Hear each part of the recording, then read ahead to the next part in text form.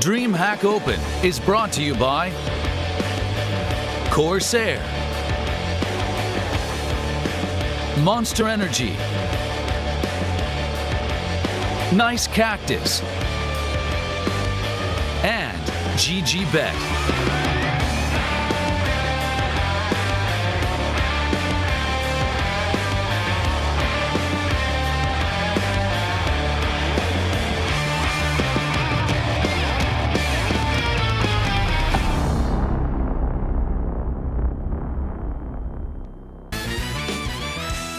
Good morning, good evening, good afternoon, wherever you may be joining us from. I welcome you here to the Elmia Convention Center in Jönköping, Sweden, where the 25th anniversary of DreamHack celebrations have already started, but the Counter-Strike hasn't, although we will be getting into that one shortly.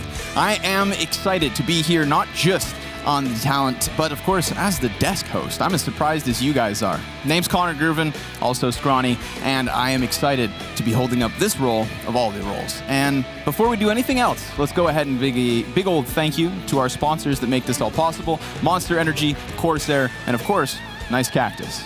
I'm not alone in this endeavor, however. I've got two experts, people whose faces you know. It's of course Christine Potter-Chi and Mathieu Maniac Kikere. Good morning, guys.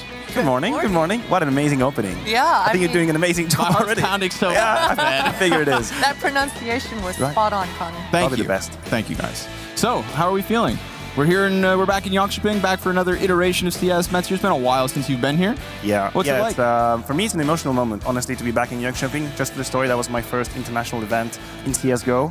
2013, summer. You come here, you realize the sun never sets. That's a new thing for me. I had never seen that before. Now you never see it. No, you never see it in the winter. That's the downside of it. But yeah, it's very exciting for me to be back here. And I think we have an amazing list of teams as well for this event. Absolutely. I think the last time I was here was in the summer. But before that, competing was in 2016 in DreamHack Summer. And Jönköping, I always say it's like a Bob Ross painting. You're living in a Bob Ross painting. Yeah, that's a good analogy. Yeah, you look outside. Happy little trees. Exactly. Happy little trees everywhere. It's a beautiful city. You gotta smack the devil out of it, you know?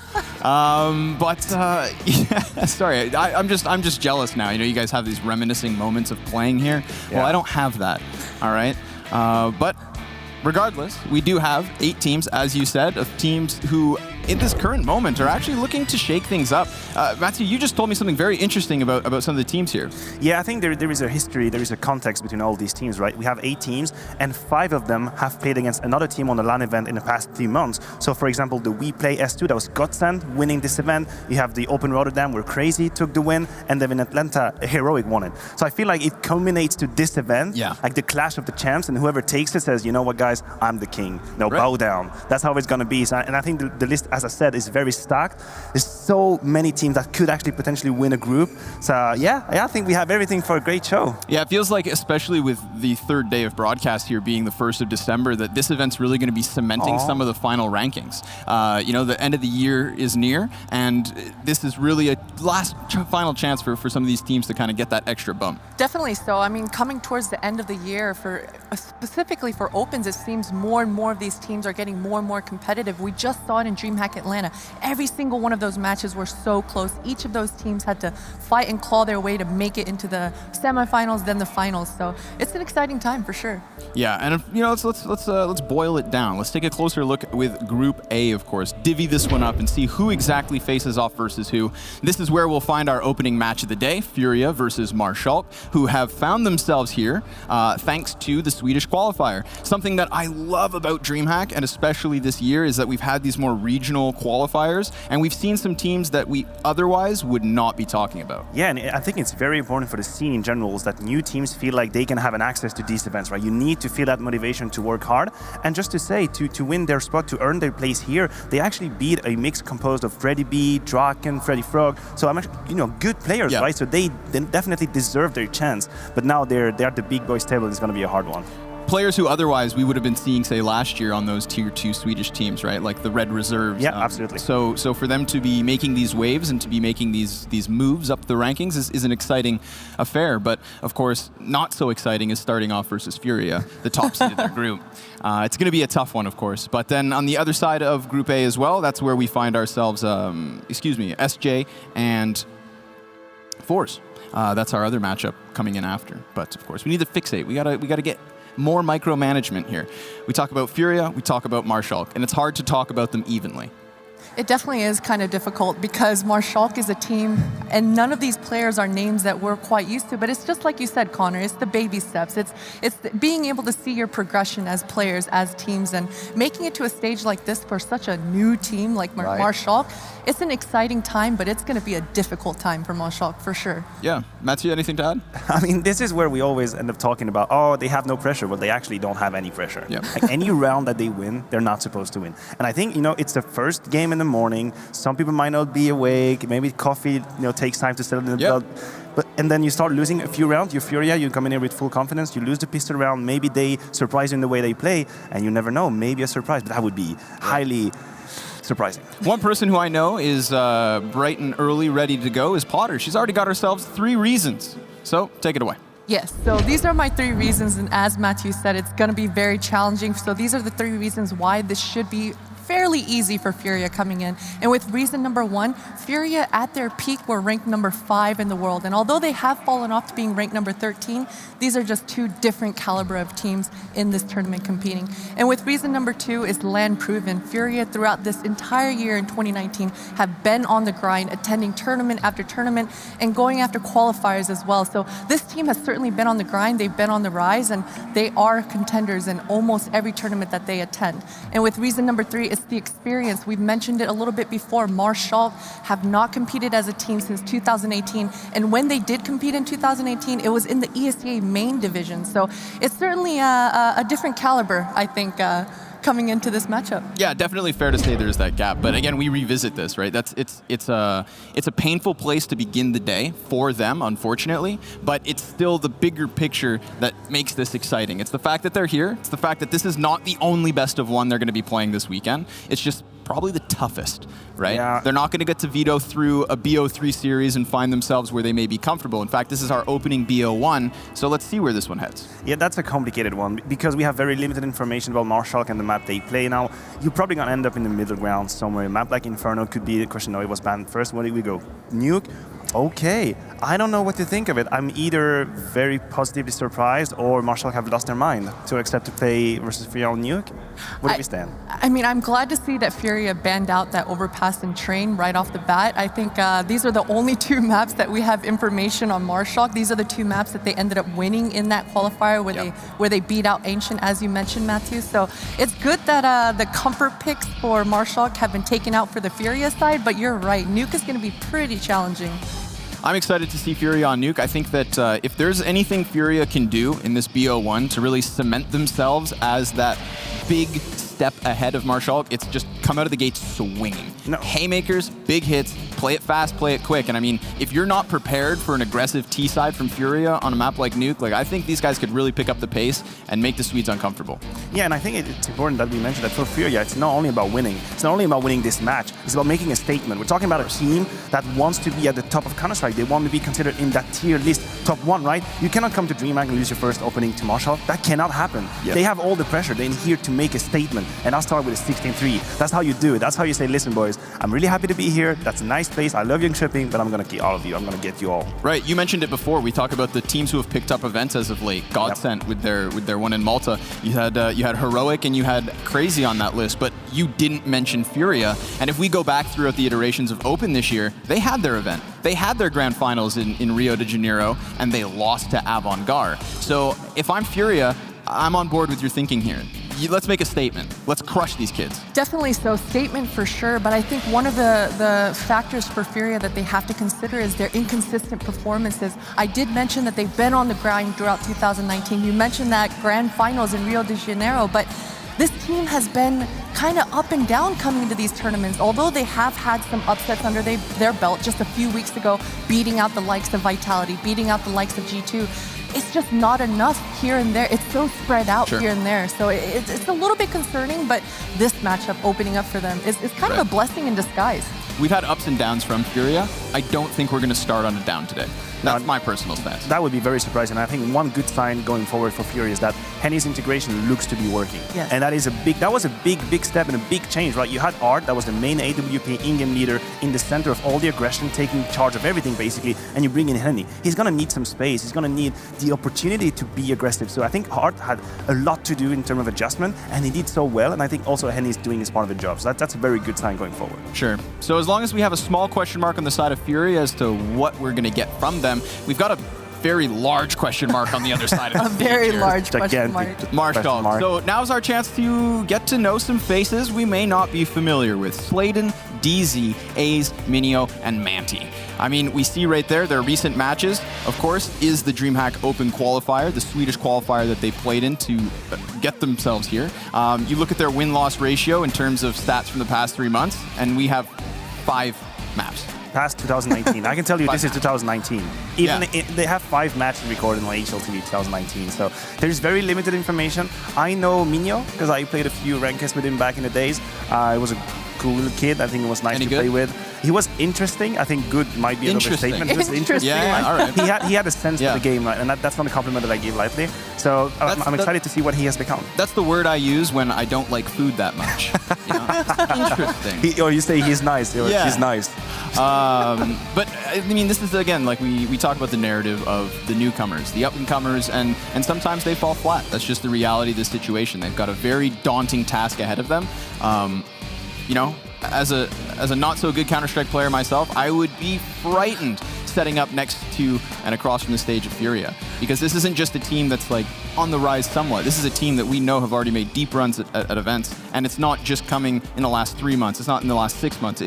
Fury have been around by this point. They definitely have, so it's certainly going to be very challenging for Marshall. Hopefully they're on the latter part of that mentality where they don't have fear. We're laughing. Because they have nothing to lose, as Matthew, you mentioned, coming into this matchup. So hopefully they come out the gate with that sort of aggression, being able to just kind of make Furia uncomfortable. If you stick to the basics, when I watched their match in that qualifier versus Ancient, where it was such an upset, it was such an upset to knock out the favorites in Ancient, who we expected to be here in this tournament, they played very much a standard defaulty Counter-Strike, and I'm a little bit afraid, specifically coming into Nuke, if they do stick to those guns, stick to the standard Counter-Strike play, Furia are just going to be that much better in that sort of play style. Yeah, I agree, and it's a little bit a Doctor Strange situation where we say, yes, it's possible, but like out of 15 million scenario of Marshall are winning, there's probably 1 or 2, and in these 1 or 2 scenarios, the win condition is so long, like you have to win the pistol round, you cannot get broken on the second round, you have to have a little bit of luck with the clutches, you have to make the right gambles, whereas if you're Furia, it feels like you can basically play your game. You can be who you are, you know how to approach the game, to play default. Maybe sometimes you're going to use a special tactic because you need to win that specific round, but if I'm Art, I'm just saying, guys, you know what, let's play default. Get them, abuse their weaknesses, and then once we were 5v4, we know how to do it. We have the experience, we have everything on them. So that is why Furia could just beat them, whereas Marshall, they need that 1 out of 15 million chance to win them. 100%. But listen, Twitch chat, all right? It's time for me and you guys to get a little intimate this weekend, and we're going to interact with one another, and it all starts with the chat votes. All right, I'm going to be keeping track of what's going on in chat, and so I want you guys to use either hashtag Furia or hashtag Mars to decide to cast your vote. Who's going to take this one? We'll get back to the results of that once we, of course, decide our own. But I think it's an easy decision, guys. Suspense is killing me. Yeah. Matthew, I can't wait to hear. Oh my god. Yeah, so exclamation chat, excuse me, not exclamation, hashtag Furia, hashtag Mars, hashtag Furia, hashtag Mars. Get your votes in, guys, and we'll come back to you in just a second. Now, we have a very skewed set of odds here, and I think that's fair. Yeah, it's definitely fair. Let's just say we agree with the idea behind these odds. You know, we put this, if we had the equivalent of like a Counter-Strike franchise game, we put this one into the simulation, run it 10,000 times. How many times are Marshall coming out the winner of that? You want to take that one? 0 to 1. Right. 0 to 1. It's a tough one. But you know, that's the range. I remember, and here's the thing too, is the opening matchup of DreamHack Opens are always exciting for this reason, because it always seems to be some of the highest tier versus the lowest tier. And I've seen the upset happen. You know, I was at the 16-14 Movistar Riders over team, I think LDLC. Ooh. Like they're over the last 3 years of DreamHack Opens. It's happened more than once. Plus, correct me if I'm wrong, but I do believe that the elimination match, would Marshall lose this, would be best of 3 anyway. Yes. right? Yes. So All even if they elimination. lose this Yep. best of one, which is fairly hard to face Furia, right? We have already established the conditions. They can still play another best of 3. They get to show a little bit more of what they can do. They get to prove that as well. But let's be clear, when you look at that Group A, Forze, Furia, Marshall, Ticked, there is no easy game for Marshall. There is definitely no easy isn't. game. Yeah, and it gets even difficult and more challenging once you get into the best of 3 series. So this BO1, this match right here, is the match that Marshall have to capitalize on. You mentioned it, Matthew. The pistol rounds, a few clutches here and there. Once you get the economy in your favor, there is that 0 to 1 chance for Marshall. There is one. Yeah, so who's feeling predictions, guys? Who wants to start this one? It's one of the time where I feel pretty confident saying Furia should take that for a million reasons, basically, for all the reasons in the universe. Now, I said it for Furia, this event is not only about winning this game, it's about winning the event. And it's not only about winning the event, it's about how they do it, how they show, listen, you guys are very interesting teams, I like the way you play Counter-Strike, but you and I were not in the same league, and I'm about to show you why. So I'm going to Furia. I'm definitely going to go with Furia as well. I'm just looking to see how Furia adjusts with the SG nerfs and with everything else. I want to see Furia setting off the tournament on the right foot, and yeah, I'm going with Furia all the way here. Yeah, we have 6 best of 1s today, and I feel like there will be chances to disagree. So I'm not going to start the day on the other side of the coin, guys. What do you We're gonna mean? keep No things risk? Not taking any reasonable. risk? No, sir. Not a gambling man. my I'm going to God. have to go with Furia here. I mean, they just have such an edge. Like you said, Christine gave us 3 reasons why, but there could be a million reasons why. That would be a long segment. It is 3 million reasons why. Reason number 956. You could do it. Potentially, you could do it. No, listen, they have everything. They have the individuals, the experience, all the clashes. There is no department in the game where I would say, oh, Marshall are probably... Oh, yes, there's one. Preparation. That's the one. Preparation is the one. If you're Marshall, you knew you were going to face Furia, and maybe you had foreseen that Nuke could be a possibility because they would never remove it. Then if I'm them, I learn every tactic, I learn every position by heart. I have like in my room, like I'm trying to have this conspiracy theory. I have everything in my room, and I know who plays where, what they do, every rotation. And you play that one chance. You play the fake, you mind game them, you try and go all in. But as soon as one thing doesn't work in the machinery, that's it. That's done. Your plan is not going to work. Marshall could be big braining this, but the big brains, let's see what you guys have to say. Twitch chat, what's your predictions? I bet it's Marshall. Yep. Of course. There it is. Of course it is. Is this the kind of report we're going to establish with the Twitch chat? Is that what's going to happen? That's what we're going to do. All right. The Swedish fans may be out in full force already. It might be. I mean, because this is the shocking thing too, is I feel like every time we've got Brazilian teams in a social decided vote, the Brazilian fans always just overpower one side, right? It's like they should have that fan base, but we know where the trolls are. They're in Twitch chat. We see you. Yeah. So a couple more minutes until the game actually gets going, and I think it's important to note as well. This is the thing. We're about to learn a lot about Marshall. We're going to learn a lot about them and a lot about their preparation and a lot about their individual skills and which players we need to keep an eye on moving forward into the event, because while this is a very bleak picture we're painting for the current moment, the opening map of the day, it's not the only time we're going to be talking about them. So let's learn. It's not, and we kind of touched on it before, but Marshall need to make sure that they come into this match with a winner's mentality, with the nothing to lose mentality. Sometimes I think a trap that a lot of teams that are trying to progress and make their mark, when they come into these matches, you see a lot of defaults. You see a lot of teams trying to play perfect rounds and trying to play what their definition of perfect Counter-Strike is. But Counter-Strike is a game of mistakes. You've got to be able to capitalize on what's given to you. So I'd really like to see Marshall have that winner's mentality coming into this best of one and approach each round with an idea, with a plan, with, as you said, Matthew, preparation. Yeah, and you say the reaction to mistake is going to be the big difference, because Furia, they think fast. You make a mistake, they know how to capitalize. On the side of Marshall, maybe it's going to take a little bit more time to do that. Furia thinking fast, and I've got some pretty quick speakers as well to bring in. We're not alone here at DreamHack Open. We've got Harry and Hugo. Hello. How you doing, guys? Yeah, I'm doing good. Connor, I love seeing you over on the desk, man. I get my ears serenaded before, during, and after the game now. Serenade, would you also like them massaged, Harry? Well, it depends who's doing it. If it's you doing it, Connor, man, I will take any massages. We got to get Bled back. You know, it's a specialty. It is. Guys, are you ready for a very one-sided affair?